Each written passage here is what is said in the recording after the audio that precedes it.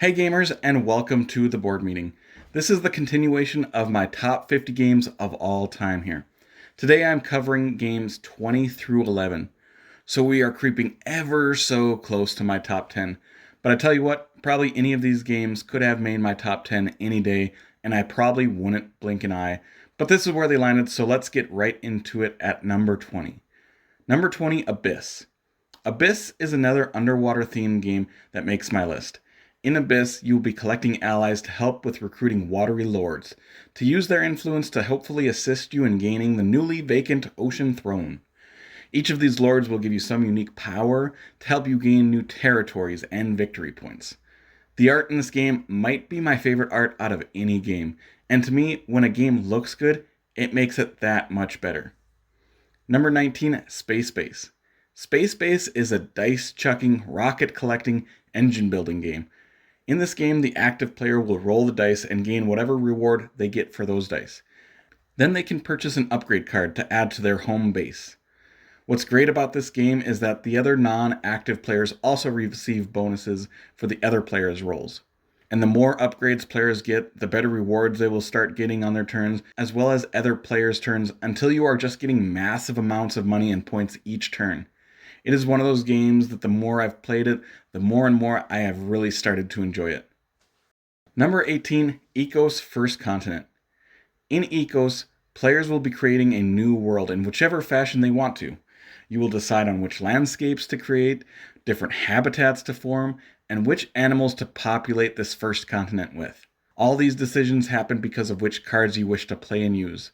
And the cards are the real fun in this game. Each card will have several symbols on them, which you will have to get lucky to fulfill because you will be drawing these symbols from a big bag at random. Then once a card is fulfilled, it will allow you to shape and manipulate the continent in some sort of way. This is a really great game, and it's interesting watching the land grow the further you get into the game. Number 17, Seven Wonders Duel. Seven Wonders Duel is the two-player version of Seven Wonders, but I like this version much more, and I think it's much more streamlined and easy to get to the table.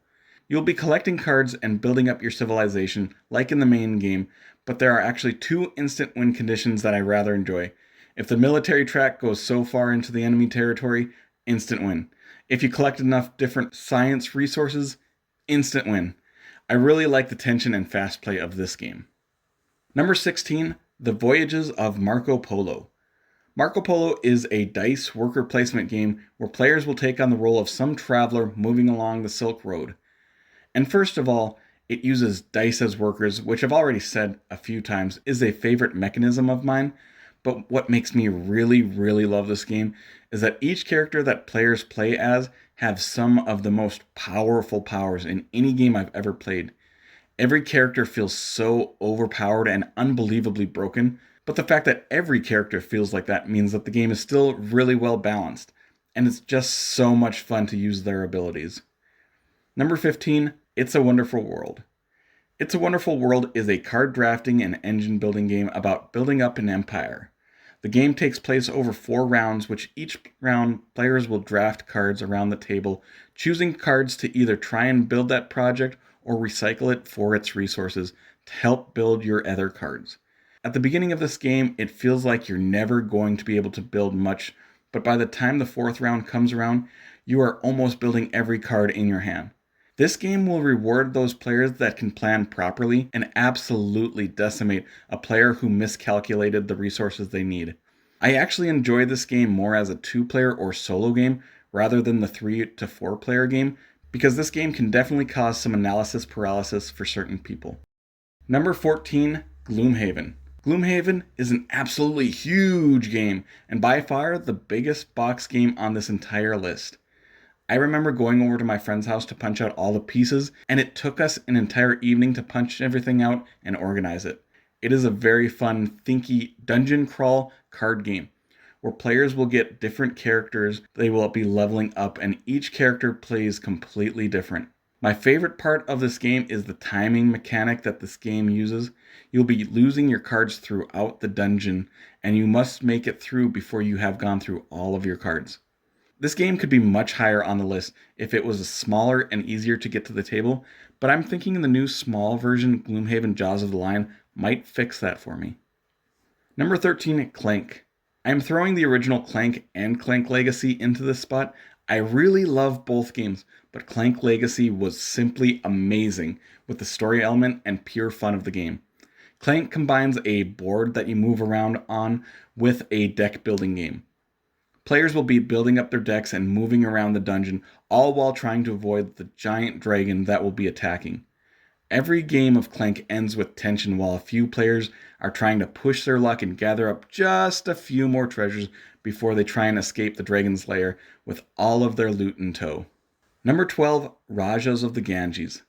Rajas of the Ganges is a resource management game that uses these very colorful dice as the resources. It looks so nice when everything is set up and has a very unique endgame condition. You will have 2 tracks you will be moving up around the board in opposite directions. One is the money track and the other is fame. The game ends once your fame and money track tokens end up colliding. So it's sort of a race game and you really can focus on just money or just fame or do a pretty even strategy for both. And this is a game that you can end up doing huge combos, which I'm always a big fan of games that you can combo several things back to back like this game offers. Number 11, Viticulture Essential Edition. Viticulture is a worker placement game about making and selling wine. There will be 2 different seasons played during each round, which players will have to choose their actions wisely of when to pass in one season, so they have enough workers left to accomplish what they want to do in the next season. This game is very smooth and elegant, and the theme fits this game perfectly. You will have to plant your crops, crush your grapes, bottle and store the wine, and finally fulfill orders for different types of wine and ages. This is a Stonemaier game, and that company has built up a pretty good reputation with me as they produce some high quality game both in components and gameplay. And folks, that will finish up my 20 through 11 favorite games. I absolutely love these games, and if you ever see me and ask me to play one of these games, the answer is always yes. Always. And as good as these games are, they aren't as good as the games on my next list. Well, at least to me. Next time, I will be back with the 10 greatest games of all time, according to me. So if you'd like to see that, make sure to hit that subscribe button to be able to check out that list coming up. That should adjourn this meeting, and I hope you all have an amazing day.